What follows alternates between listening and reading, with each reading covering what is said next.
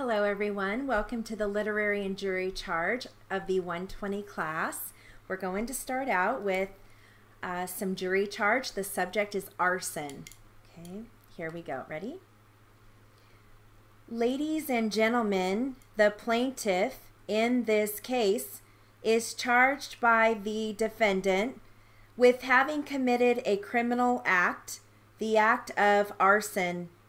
In a case of this kind, the presumption of innocence exists, and the improbability that one will commit a crime is an element here involved, which should be considered by you with all the other evidence in the case. After viewing the whole case with such carefulness as the gravity of the subject demands, the issue should be determined in accordance with the preponderance of the proof.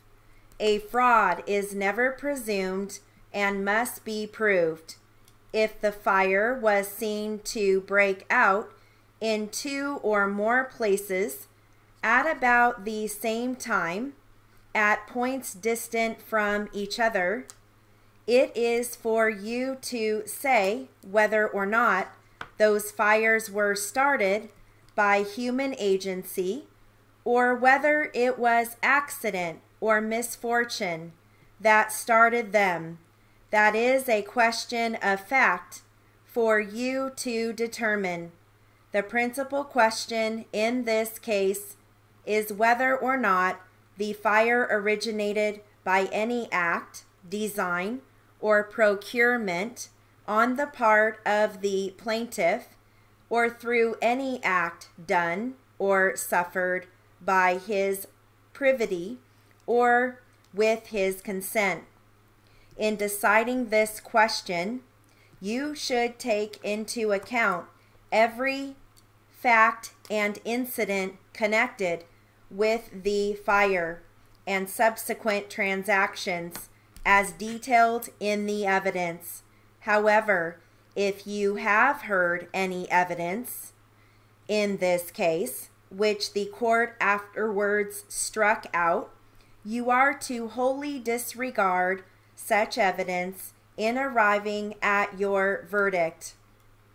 In giving these instructions, it is the intention of the court simply to instruct the jury as to the law applicable to the case, but it is not the intention of the court in the least degree to give the jury any opinion as to whether or not the defendant is guilty of the offense charged in the indictment, or to express any opinion as to the weight or sufficiency of the testimony, or as to the credibility of any witness.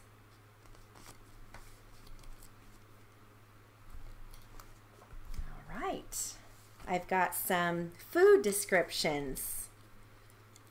This is on budget eateries. Ready?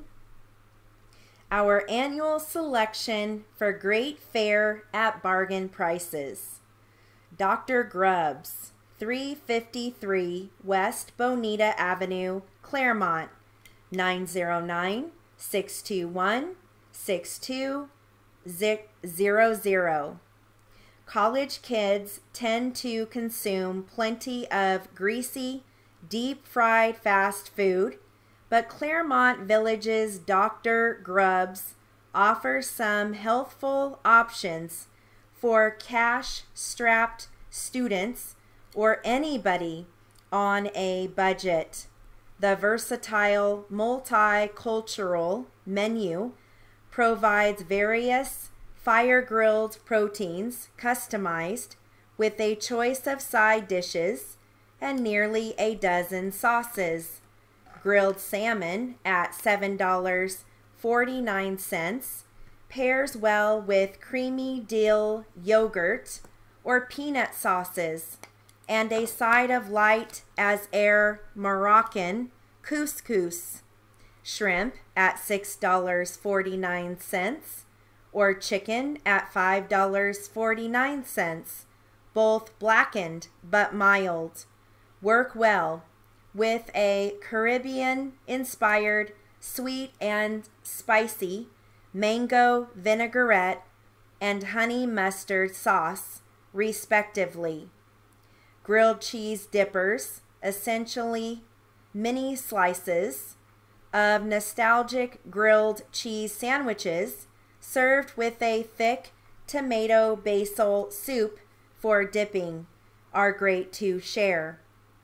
Despite a lot of takeout traffic, the dining room, clad in reclaimed wood and stainless steel, is comfortable and attractive. All right.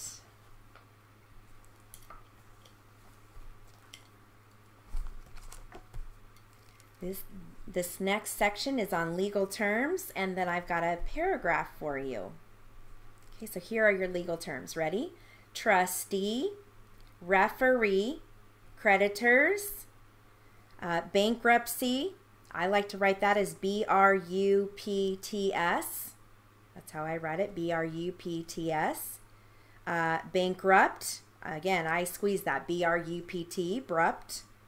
Receiver, solvent, initiated, federal, officer, disposition, voluntary, I write that as VO, voluntary, debts, insolvent, involuntary.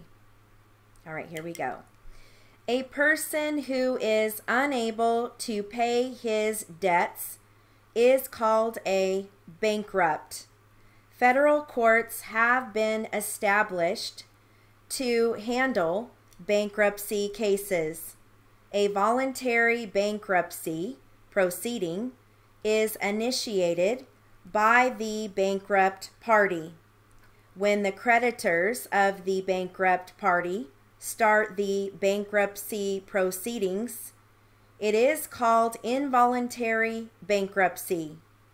A court officer in charge of the bankruptcy proceedings is the referee.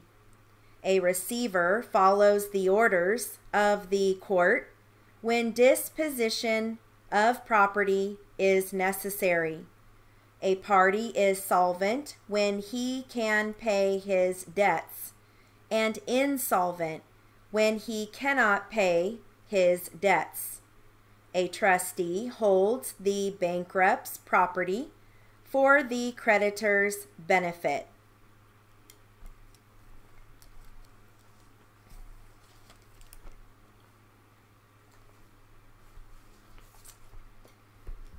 All right. I've got some fascinating facts for you. This is from my book, 2200 Fascinating Facts. And I like it because it has just small little sections. So if I read the whole topic, which this topic is on facts about the Bible, then it skips from one topic to another. So it's kind of nice for practice because it makes you focus on what's being said and not really following a pattern. Okay?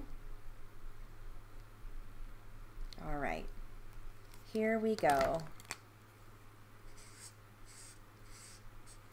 Ready? The American Bible Association has published almost 1 billion Bibles since it was founded in 1816. The Lord's Prayer appears twice in the Bible, in Matthew 6 and Luke 11. 2 chapters in the Bible, 2 Kings 19 and Isaiah 37, are alike almost word for word.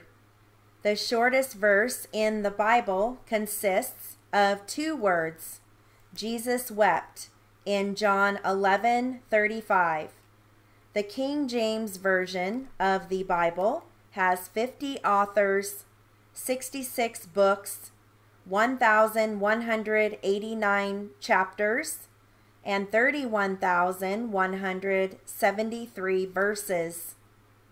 In the history of printing, several early English Bibles are famous not so much for their workmanship or their beauty as for their textual idiosyncrasies.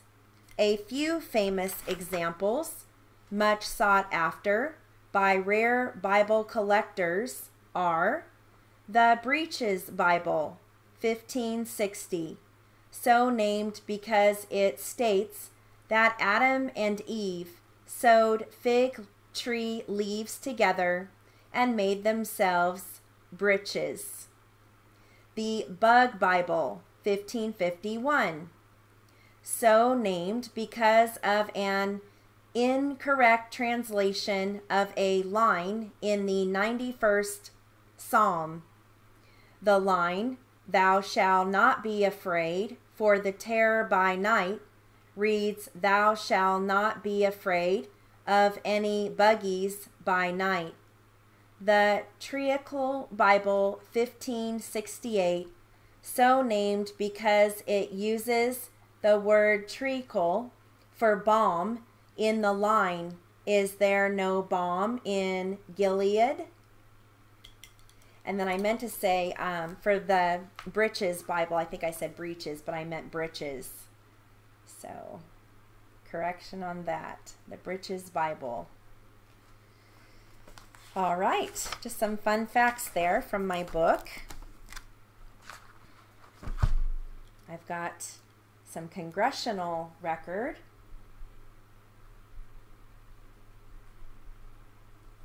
All right. Here we go. Mr. Speaker, my first piece of legislation was a proposed amendment to the Constitution to require a balanced federal budget. Obviously, this is in keeping with the voter priorities reflected not only in my district, but across the country.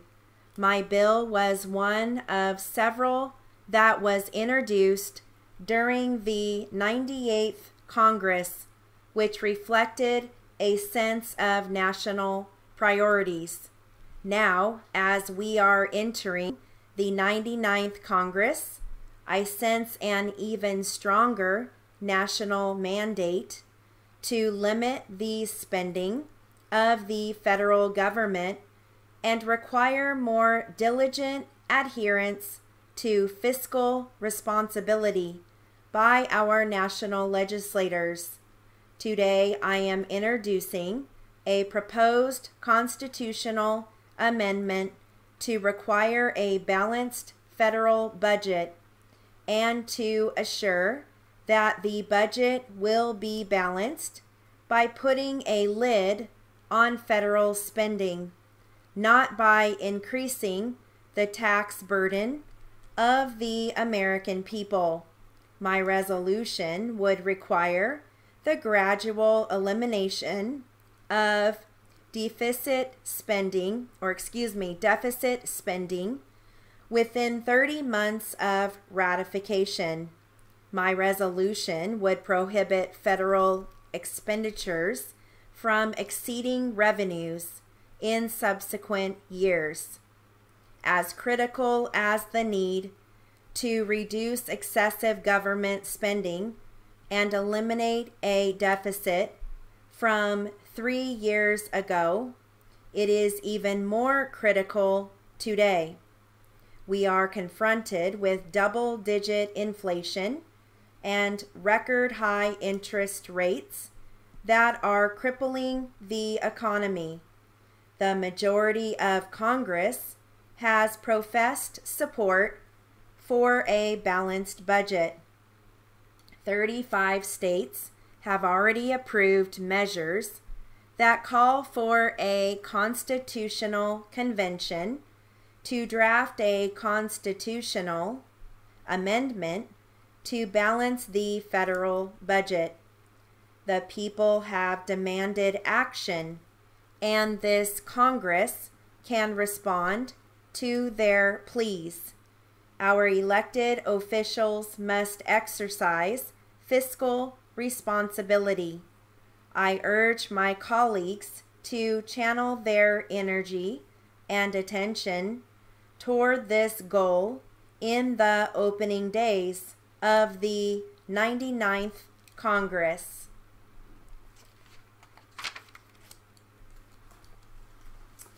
Okay.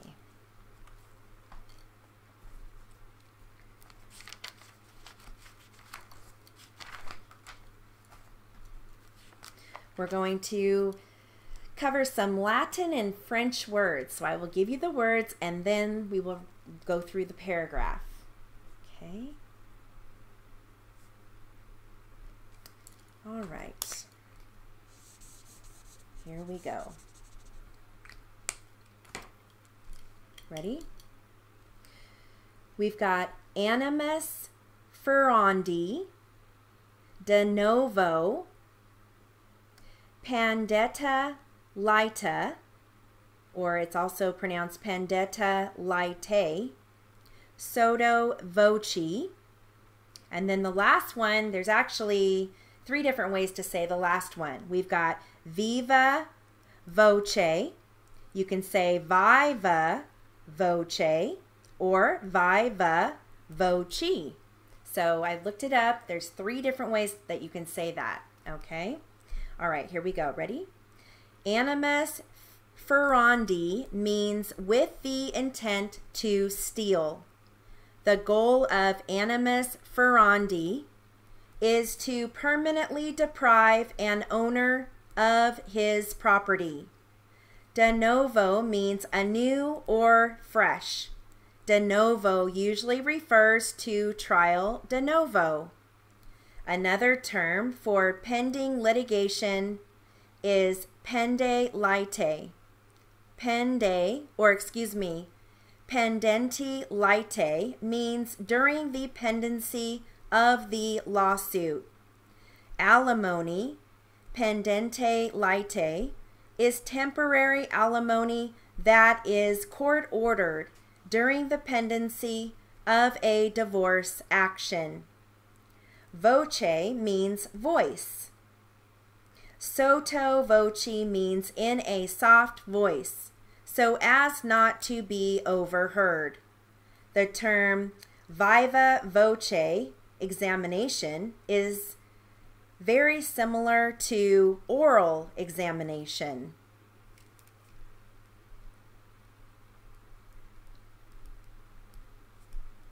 All right.